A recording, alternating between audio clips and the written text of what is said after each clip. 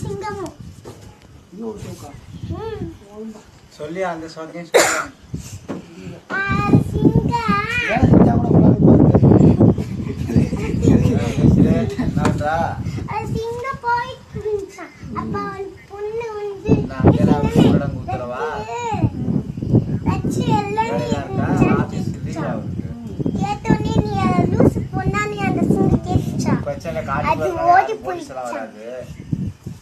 அதான் காட்டுக்குள்ள இருக்கனால